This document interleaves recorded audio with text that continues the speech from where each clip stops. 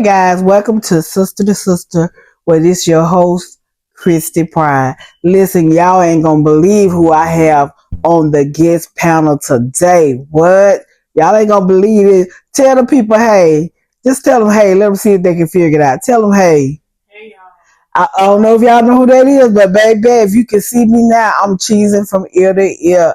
This is my daughter, the one and only, soon to be Dr. Mercedes Pride. Listen, I got her as my guest on today. We're going to be talking about the pressure of college life and much more. I'm going to start off. I introduce you to Mercedes Pride. I'm going to let her tell you a little bit about herself, starting from high school, maybe middle school, all the way to where she is now. Go ahead, Mercedes, and tell the people a little bit about yourself. Well, hey y'all. As you heard, my name is Mercedes. I went to high school, middle school here in Gulfport. I went to West Harrison High School. I did graduate with high honors in 2017. I went to college at the University of Mississippi. I pursued a bachelor's in chemistry. And then once I did that and completed that journey, I went on to start my PhD program to pursue a PhD in chemistry as well. And then we can get more into that later. But yeah, that's just the gist of me and who I am and my journey right now. So, Mercedes, I want to ask you this question. See, I remember you in high school, so I remember you not studying, and I'm like, how is this girl sitting here acing all these tests? I will never see her study. I'll never see her, nothing. So, this is the question I want to ask you. What was it like from coming right out of high school to going into a university? What was that like as far as like the educational side? Was it still the same? Did you go into college? You didn't have to study. You still was pretty much, you could do what you did and still ace the exams, and or did you have to learn some kind of study habit? What did your process look like?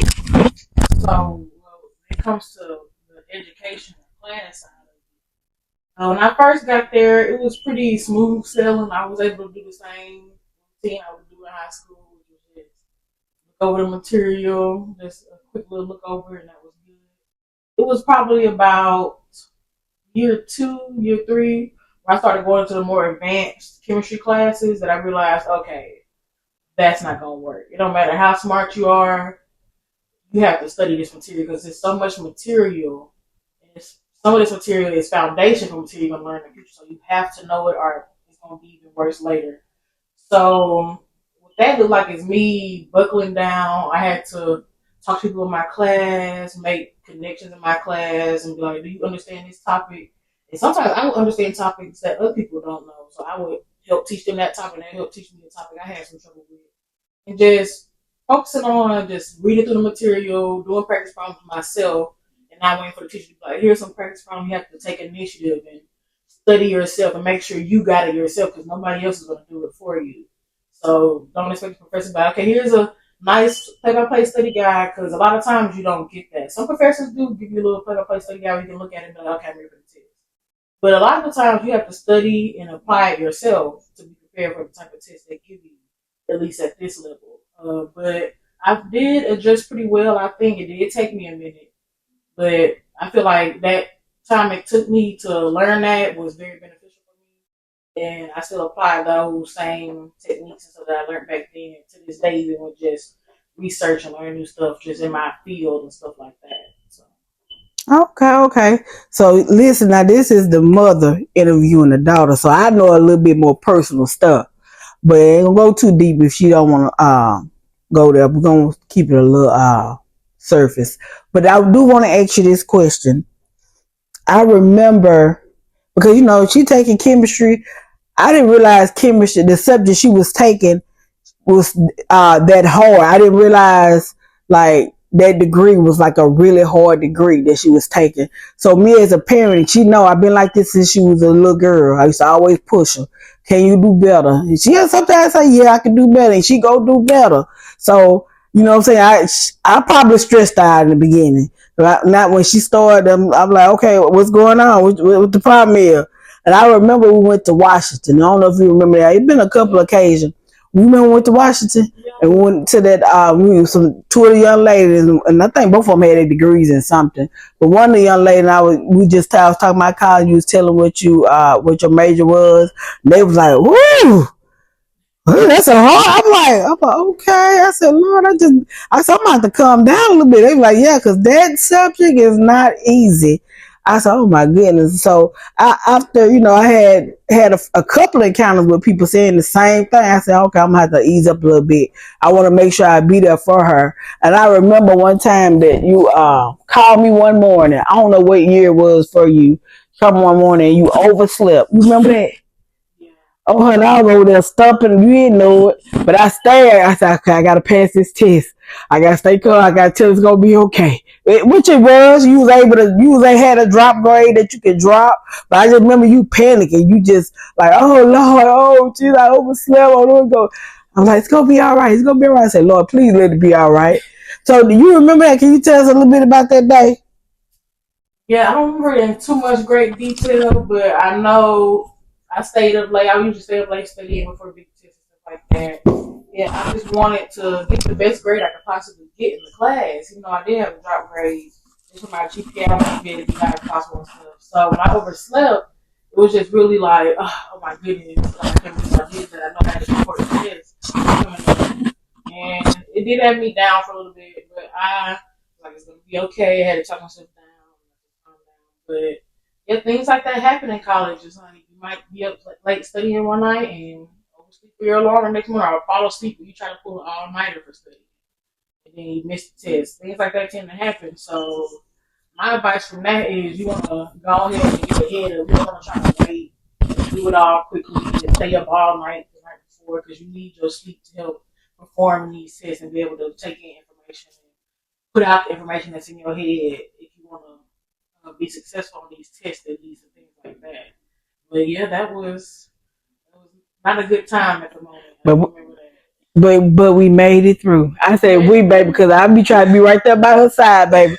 But what is something you would tell a parent not to do to their child that's in college? It may be that is a load on them, they already stressing out. What is something you would tell a parent not to do, or try not to do while their kid is in school, or what is best to do while your kid is in school? They got a full load. It's not easy.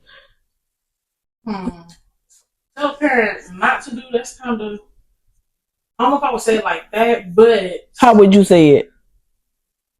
It's just, I don't know. There's some things that you could do to just help make it an easier time. Like, for not to do, you could be like, not add extra stress. Like, try your best not to add extra stress, especially around stressful times. Mm-hmm. Try to make it as easy as possible for them if you can. I know everybody has different situations, but try to make sure you take off as much stress from the college student as you can, especially if they have a more rigorous degree they're going for.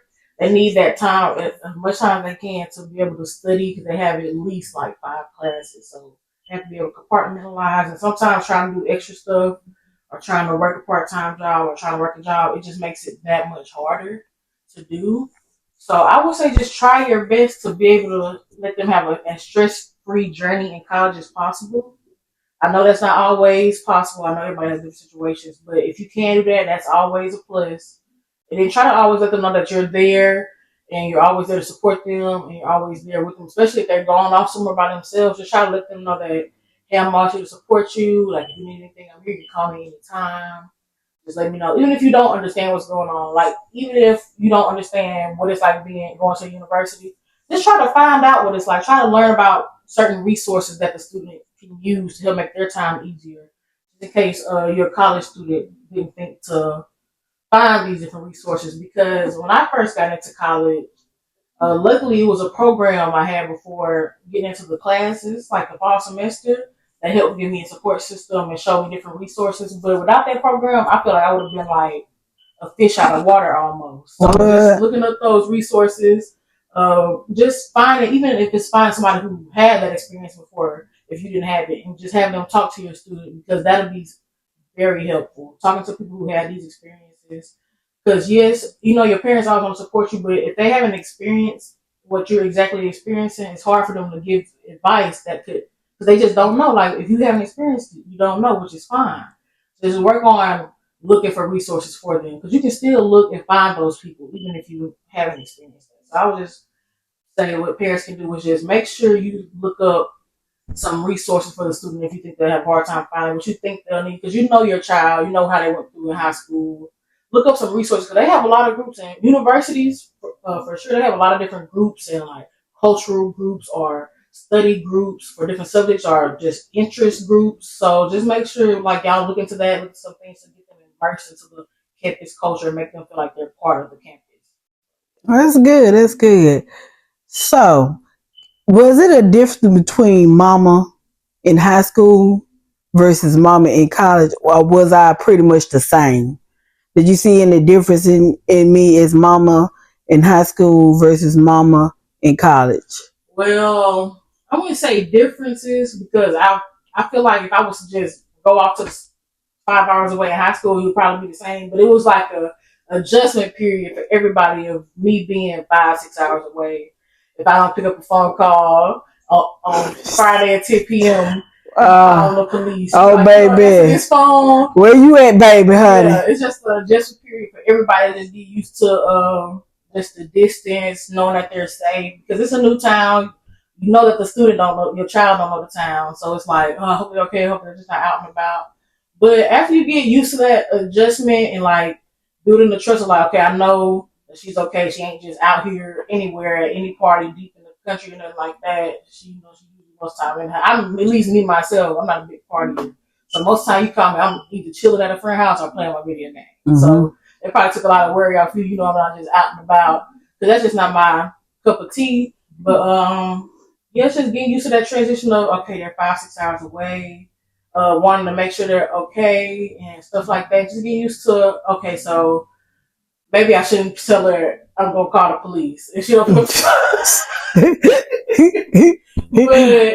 But that was really the only difference. After that, it's just like just to change the relationship that goes from like having a child under adult age to a child that's an adult now and navigating that new relationship and stuff like that. So I feel like almost the usual change you would see as a child grows older, but this time I was 5-6 hours away, so it was a little bit more scary, I would say, to navigate, at least for you as the parent. So I remember when you had applied to get in the PhD program. Do you feel like I was a good encourager? I mean, I was pushing you. I don't know if you remember or not, praying. What did your process look like on your end? Just to get into the PhD program? Yeah. What was your process? So I feel like I had a pretty unique process. I won't say too unique, but usually good amount of times people get their master's before going to the PhD program. But I went straight from bachelor's into the PhD program. And hold on, right there. We're going to stop. So if you were to stop right now, you could master out. But we ain't doing that. But you go, because you almost there. Yeah. But if you wanted to, you could master. Yeah. Okay. Yeah. Mm-hmm. But yeah, I was just before I graduated. So I go to I get my PhD. I'm studying to get my PhD at the University of Mississippi, where I graduated to get my bachelor's. But I was just sitting in the hall before I graduated in my senior year, just doing some work. And I was just always in the hall in the basement around the lab. I recently just joined. I was putting a lot of work in this lab. Because I was late to join the lab, so I was trying to learn everything I could. I just didn't know what my next steps was going to be, so I was trying to get as much knowledge and stuff from this lab as I could. And then one of the professors, Dr. Godfrey, he stopped me. He was like, "What are your plans for after you graduate?" I was like, "Honestly, I don't know." And he was like, "You should apply here to get your PhD." And I was like, "For real?" Like, he's like, "Yeah." He said, "Yeah, I'll back you," because the way it works is the professors all like vote to accept this person, this student. So he's like, "I'll back you." And then my PI, Dr. Tanner, she said she'll also back me. So I was like, okay, I just got to finish this application. They said I'm going to be in. So I finished the application. And I was like, I just can't believe I'm going to get my PhD, because despite how well I did in high school, that didn't exactly translate to get my bachelor's degree. There were some trials and tribulations. So my GPA wasn't just like top tier, top of the class, all that stuff. So I was like, will they even accept me? Like, am I even good enough to get into grad school? But Oh, somebody's trying to call me. I should have put on Apple. I have to call you back. so I was like, am I even going to be able to get in? But I felt like if I was able to get in, I know I could do it. It wasn't like can I even do this? I was like, am I even gonna be able to get in? That was my main thing. Because I was like, if I can get in, I know I can do it. So I get in, thank goodness, and I'm going in as hard as I can. I'm like, yes, I'm gonna make sure I get to these classes. So we have to take a certain amount of classes, higher level classes, have to take a certain amount of tests and pass with each professor. And I've already completed that portion pretty smoothly.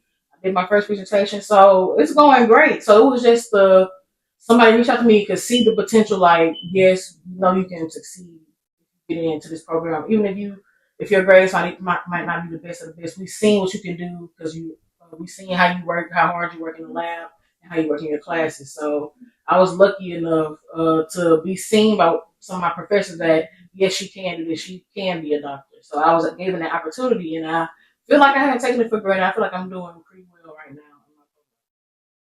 Yeah, I feel like I'm not there, and I know you be talking foreign language to me sometimes. Like I know what you talking about. I'm like, okay, and I'm doing this, and then I gotta let this sit for this. I'm like, okay, all right. I don't have a clue what you're talking about, but I didn't even know until you told me this year. I didn't even know you had students under you, and you like one of your students did this, and I'm like. So to me, that was like, to me, and they ain't said that because you're my daughter. I was like, damn, this ain't so humble. I said, baby, I probably be shouting. Y'all got all these students under me, and I'm teaching them, and I ain't even have a clue. But I do want you to know I'm proud of you. I want you to keep pushing. I know you're going to do some great things. I always try to push you, though. I want you to, you will say that, huh?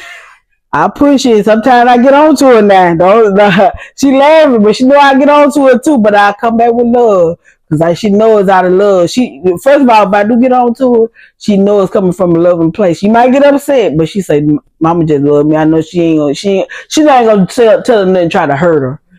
But I want you to know I'm proud of you. I want you to keep pressing. Um, what would you tell that young person out there that feel like what would you tell them, or what would it look like to you to tell them as far as they trying to? It may not be get their doctor. It may be to finish college. It may be to finish trade school. Whatever the case it is to accomplish something. What would you tell them to do in that process? I would say make sure whatever you're doing, that you're doing it mostly for yourself. And of course, you have other motivators like your family, if you have kids, better life for your kids and stuff like that. But you want to have a motivation that's not going to wither away. Like, so you need to have something that, first of all, you got to really want to do whatever you're studying. You have to have some kind of interest. If it's getting hard, if you don't have no interest, you're not going to want to stay there through the hard times and lock down and bunker down to the hard times to really get through it. But make sure something you're really interested in, that you see yourself doing in the future with like a positive attitude, like, okay, yes, I'm getting out to do my job that I love. And then just make sure that you have like a good motivation, because it is easy to get burned out sometimes and feel like that you want to give up, like this is just too much. Because even with chemistry, with something I love doing, I do get burnt out sometimes. Because sometimes it's just a lot. Sometimes you need to take a break and just take a deep breath. And so it's just also knowing when you need to take a little break. Just because you're stepping away, taking a little break, don't mean you fail. It's just a reset and get your mind back right, because you can have a breakdown. And then when you're having a breakdown, you're not going to be able to do anything. So make sure you're taking care of yourself, your mental health. And also, even though I need to start back on the gym, physical health as well, because when I was constantly working out, I did feel better. I did have more energy, and I would get up early, just work out. I work out even after the day. Just making some time for yourself and making sure you're good, so you can attack whatever you need to attack with 100% of you. Well, I can vouch for the burnout. Yeah. Even with doing hair, and I love doing hair. I knew I wanted to do hair in sixth grade, and over the years, it's been time like, Lord, am I even supposed to be doing this? I just get burnt out, or seasons change. Stuff shift. Like And I'm trying to shift with the shift. And I'm like, Lord, I'm getting burned out. Do I supposed to still be doing this? But a lot of times, like you say, sometimes you just got to step back. You got to regroup, take a vacation, just get away, relax, relax your mind. And I notice, like, I go to like a hair show or even if just a regular vacation, I come back and I be ready to go again. It just put me back on fire. But it's not that you don't want to do it no more, but sometimes you just need a break because it can be in any area of your life that you made something you may love to do. So I understand that when she say that. But I want to tell this story. One time I remember Mercedes, I think she was in the 3rd grade. She was going to Bel Air Elementary School. You remember that? And we had moved, and you had been there. Miss Washburn was the principal. And we had moved, and I was like, I really don't want to take them out, So I was picking you up. I was working from the shop. I was doing hair. And I would be late sometimes. And they had started getting on to me like, if you ain't going to be on time, you don't have to put in the regular district. And I remember that one day, I came late that day. The principal was up there. And Mercedes came, walking up and down. I was like, oh, Lord, here we go. But when I came in there, when I tell you, Miss Washburn started praising Mercedes. Well, baby, look, she wasn't worried about her being late. I ain't had no more issues about if I was late anymore. They had took, I think it was a state test from 3rd to 6th grade. And Mercedes had scored the highest in the math in the whole school. And she was in the 3rd grade. Now, that's when I knew that I had something special on my hand. Because I really didn't know. I knew she was smart. But I said, Lord, I really got something on my hand, Jesus. But I always tell her, and she know I tell her, I prayed for you. When I was young, I say, Lord, hear your prayer when you're young. I prayed for her. I said, babe, when I tell you, when I had heard that, I said, Lord, Jesus, okay. But yeah, she never even really had to try. So I'm so proud of her. I want her to know that. I want her to understand that. I want to always tell them, I don't care what nobody else doing. You always give 100%. You never know who in the cut watching. You don't know who, you know what I'm saying, who they can go back and tell somebody something that'll open a door in your life. You always give your best. I don't care what you're doing in life. So what would you say to that college student as far as giving their best in whatever they're doing? I know you talk about the burnout, comeback, but when you going for it and you doing something you really love, do it make sense to do it, or should they give their best? Because I know you do that, but what you say? What would you tell that young lady or that young man? There's a lot of things I can really tell them actually, but I'm telling them this. What would you tell? Because you got students. How many students you have under you? You said. Right now I'm back to one. My other student graduated this past spring. So what would you have told your student? One of your mentors, not mentor, your mentees. What would you have told your student that's under you if they were just going through and like kind of have put it in? Not saying they are the one that was under you. Yeah. They have put it in, and you see on them, but you know they got potential. But how would you tell them? Go by telling them about what they need to do. Is for you never know who's watching. How would you relate that to that young man or young woman? So. Well, if I had a student that was like, I could tell that they're halfway now, they're not all the way there because we work with some dangerous things sometimes, so they do need to be pretty aware of what they're doing. So if I see the student like halfway there, like I understand, like I said earlier, people have different situations. First, I make sure I can't do anything more for them. Like, do you need to re-explain something? Just making sure it's not an issue with the material, with the things they're trying to do in lab. So I make sure there's nothing I can do there, and then I'll be like. Now that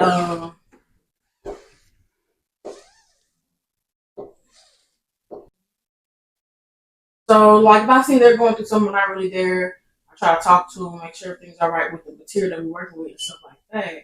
But it's just if it's something doing with outside the lab, I haven't really had that situation happen with one of my undergrads per se. But I have had like fellow grad students. Like sometimes like we know how things get. So the fellow grad students in your lab tend to be a good support system. So, sometimes I had to be there for some of my fellow grad students that had some things going on at home, or they felt they weren't good enough, or that they not smart enough. I have to remind them of things I've seen working with them. Like, girl, you're meant to be here. I've seen you ran a whole lab for us at one point. Stuff like that, just giving them things that they might not be thinking of right now that, oh yeah, I did do that. I did do that by myself with no help, just to empower them, like things I've seen. Because people tend to see themselves different than what other people see them like, or other people perceive them as. So sometimes they need that outside. Girl, like, you a boss at this. Like, I seen you doing that. Like, just words of encouragement. And sometimes the things as little as I noticed somebody had a different haircut or something like that. They didn't say nothing, but like, you got a new haircut. It's not just making sure people just feel appreciated and like noticed and stuff like that goes a long way. So I tend to do stuff like that. Just little things. I tend to notice those little things like that. Everybody don't always notice. Oh, they got a haircut. Or, oh, they got a new style of facial hair or something like that. So I tend to, when I do notice it, I make sure I compliment it and be like, yeah, you look good. You got the haircut this weekend. Okay, I see you. Just keeping morale up and just giving people something to look forward to. Like, oh yeah, stuff like that. But that's just basically how I go by things. Just, if I see somebody down or something like that, I try to uplift them as much as I can. Even though sometimes people just want to say something, you can usually tell. So I just try to fill it out and just go from there. Okay. So before we close out, I want to ask you a question. What teachers or professors have, in the last 4 to 5 years, have played a vital part in your life as far as what you're doing now? Have been a part of what you're doing and played a great part, where it's been encouraging you, pushing you, open a door for you. I can actually, honestly, I could name like 3 different professors or mentors that I had that had a great impact on my journey. I'm gonna go with order.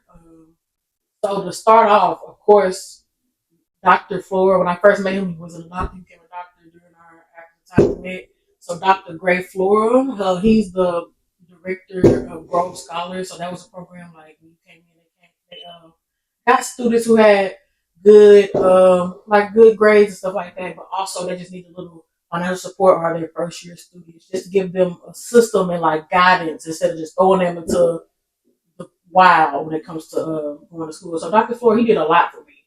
Like outside the classroom, like I was in class, I had classes across the campus that was 10 minutes apart. One ended and the other class started 10 minutes. Every time I get there, all the seats in the front. It's a big auditorium classroom. This is one of my chemistry classes. And I couldn't see. Every time I got there, I would be in the back of the class because all the front seats would be took. I usually like to sit in the front. I could not see the board. He did everything on chalkboard and post notes online, so it was really getting away. And I was like, Dr. Flora, like, it was that time, that weird time when I was off the insurance because of my age. I didn't have any insurance yet. He was like, I know somebody. And he hooked me up. He got me a new pair of glasses, got me an eye exam. And that itself was helpful. And he helped me during times of like, I'm breaking down, I don't think I can do it. He pulled up to my apartment, was like, it's okay, come outside. We're gonna talk about this, and it's okay. You got this. And, just having that. Let me stop right now. I can tell right now you're getting a little teary eyed, and right now telling the story. So I know this guy. You know what I'm saying? Played Mr. Floyd. So I think you Mr. Floyd. I don't know. That's his name, Mr. Floyd. Dr. Floyd. I appreciate you as a parent for stepping in where I wasn't able to step in. Because that's what we need. We need people like that. You know what I'm saying? To be there, to step in. That's because Dr. Ford, he didn't have to do that. He didn't have to go out his way to do that. And I can see how it affected my daughter. It's still making her. Now, it ain't no sad tears. It just, it's emotional. It's just the emotions of it. Just to know somebody there. There's somebody she would never forget. And that may not seem like a lot to somebody, but when you don't have it, it's a lot to that person. But I'm going to let you go ahead and finish by Dr. Floyd. Yeah, Flora, my bad. Floor, like flowers. Floor, okay. He's a goofy man. He's funny. Him and his family are funny, but he's always been supportive of me. Always asking if I need anything, reaching out. Even after I graduated from the program, while I'm in grad school, he's reached out multiple times. We've met, talked, and we had a good conversation. Just make sure I'm all right. And I'm very thankful for that. Like without him, it would have been much harder. So I'm very thankful for that. Thank you. Thank you, Dr. Floor. I appreciate you from the bottom of my heart. Yeah, so he helped get me through a lot, and he showed me a lot of resources and things. So after that, it was just a transition into grad school. I had Dr. Tanner, my senior year. She accepted me into her lab. And, her lab was pretty full, so she could have declined me. Because I looked on her site and it was like not taking any applications. I sent the email anyway. email anyway. I was like, I'm gonna still just take the shot. So she sent me into the lab and she put a lot of trust in me. She saw how good I was doing. She was like, oh yeah. She pushed me further and further. And she gave me a lot of independence and stuff like that and made me feel comfortable in the lab and with the things I'm doing. Like, okay, yeah, I can do this. And she just is very helpful in guiding you. She's not a very hands-on, like, because professors are different in their lab. She's a very, like, release you from the nest pretty quickly and see how you do, which I'm fine with that. I feel like I'm fine with that type of teaching because I can figure things out. I feel like I know how to figure things out. Just tell me, point me in a direction. I can work something out. I can figure it out. I'll try my best. And I'm also not afraid to ask for help either, which is something you can't be afraid to do. Like, if you feel like you need some help and, like, you need guidance from somebody who has more experience, just ask. It's okay to ask for help because that's how you get better. That's how you learn. And another big impact was Dr. Godfrey, of course, because when I was my senior year, he was on me about applying to Dr. Who? Godfrey. Godfrey. Godfrey. Yeah, he was on me about applying to grad school senior year. Like, it was like a one little pass, and like every time he seen me, he was like, "You're applying." He was like, "Let's do this day," stuff like that. So he had a big impact, and like, I want you to apply for this. I want you to do this. And just sit. I didn't know what I was gonna do at that point. Like, I really was like, I don't know why I was more stressed during that time in my life because I feel like I should have been like, I don't know what I'm gonna do, but I was just like, I just felt like it was all gonna work out. I could feel it, but thankfully God worked it all out. And you had a praying mama. Yeah, I felt it. I was like, okay, whatever happened, I know it's gonna be for the best. It's gonna work out in my favor. So. And it did. I just remember because we didn't. I remember when you told me about it. I don't think we told nobody. I think I was the only one that knew for us down here. Did somebody else know down here? But I remember, I was praying, baby. I was sitting in scripture. I'm like, play this song, baby. Like, you remember that? Yeah. Baby, I was encouraging you, baby. I was telling you, baby, you work hard. You know what I'm saying? You never know who watching you, baby. And I said, look at God. When you told me that, honey, you would have thought I got into the program. I feel like I did, because, baby, she came out of me. I said, I feel like I did. That's part of you, part of me. You know what I'm saying? So when you had told me that, I was so happy. I was just crying and happy tears. But so before we get ready to close out tonight, is there anything that you want to share from your heart to the people that may be listening, that may come across this, to the parent, to the daughter, to the son, to the mom, to the dad, to the grandpa? Is there anything you like to share to the sibling, to the people on tonight? Yes, there is a little something I like to share. So I know we all have our different fields and such and different things we like to do. And sometimes those things come with competition, you would say, but not necessarily. Sometimes you just want to be the best in this class or best in that class. And at first I was very, I want to say, intimidated. Like, am I not smart enough? Because when I first got to the University of Mississippi, I see people who were like acing tests and just doing it, no problem. But it wasn't until a couple years later when I started talking to these people and, like, obviously they know what's going on because they're acing tests. So I'm like, let's see if I can get some help from them, because some of them were in my lab when I was in undergrad. And I seen how much work they were putting in. So one thing I would say is just don't look at somebody because they're so smart.